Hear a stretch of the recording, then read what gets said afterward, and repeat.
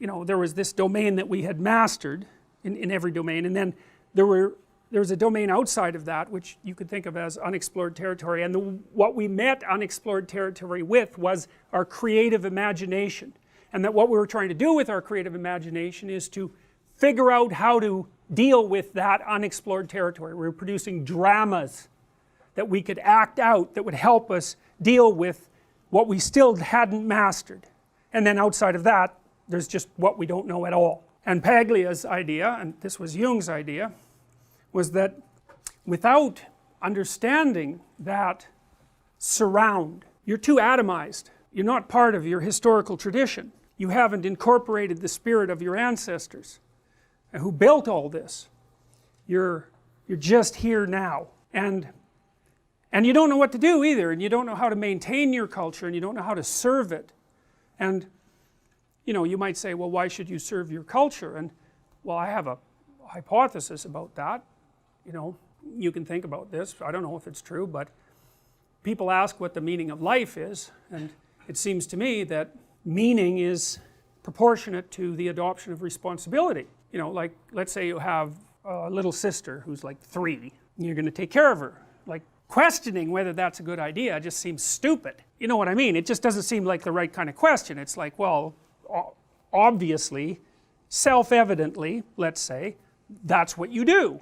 And do you find it meaningful? It's like, probably, you know, interacting with a little kid. When I had little kids, you know, when they were like 2 or under, we took them out to see their relatives, and they were older people, and you know, they watched that 2-year-old like it was a fire.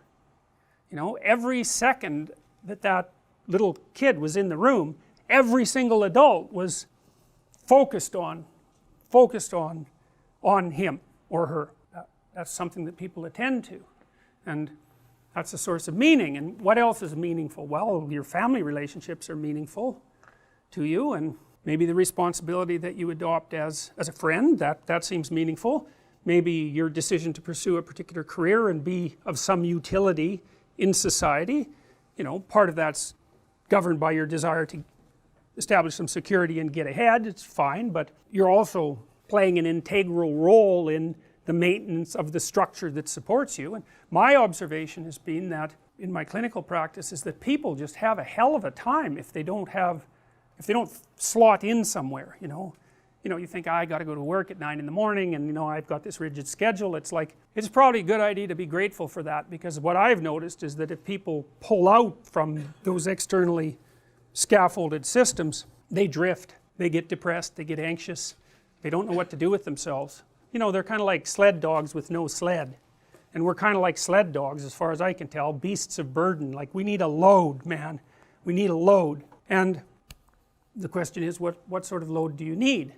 And here's why I think we need that. You know, I've been thinking about how to figure out what's real for a long time, and because I'm an existentialist, I'm operating under the presupposition that you can tell what people believe by watching how they act.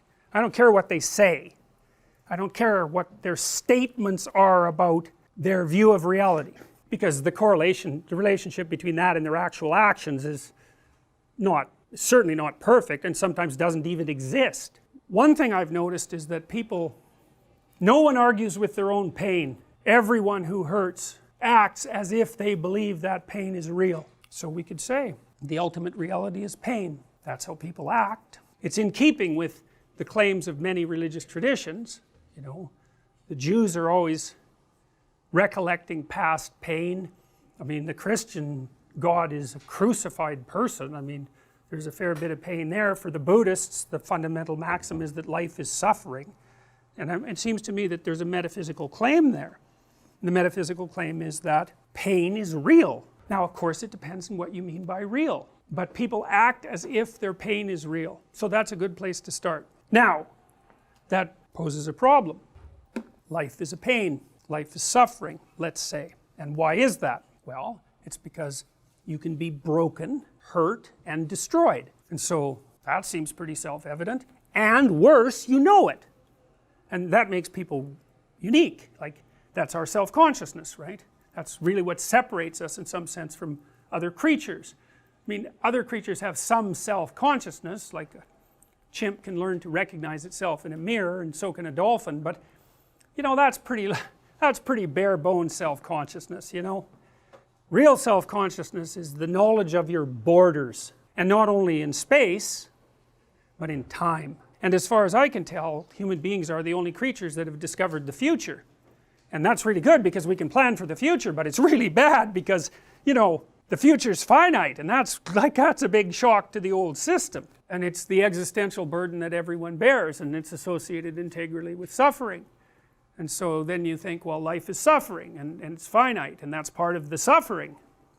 That's part of what makes you question the value of existing, and maybe the value of existence itself. So then what do you have to use as a weapon against that? Well, you know, we talked a little bit about responsibility. That seems to work. You know, the amount of responsibility that you adopt in relationship to things seems to increase your meaningful engagement. And you might say, well, what's the most meaningfully engaged activity? And you might say, well, how about a little reduction in the old suffering, you know, so you live your life so that you're not causing undue pain, especially pointless pain. That would be good, and maybe you could even be more useful than that, and you could figure out some ways that some suffering, yours, other people's, both, if you're really, you know, hitting a home run, maybe you can figure out some way that some of that could be rectified, and that seems to be meaningful in and of itself. I mean, if it's pain that makes you doubt the meaning of life, which is perfectly reasonable, then the cessation of pain, the cessation of suffering, the minimization of suffering, as a logical corollary, should be the proper medication.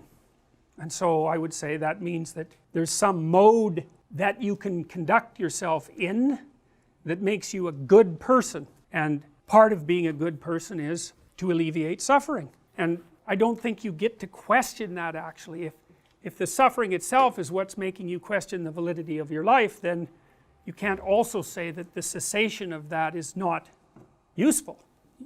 I mean, you can, but it's completely incoherent. You can claim incoherent things if you want. So then I would say these distilled stories that I'm talking about,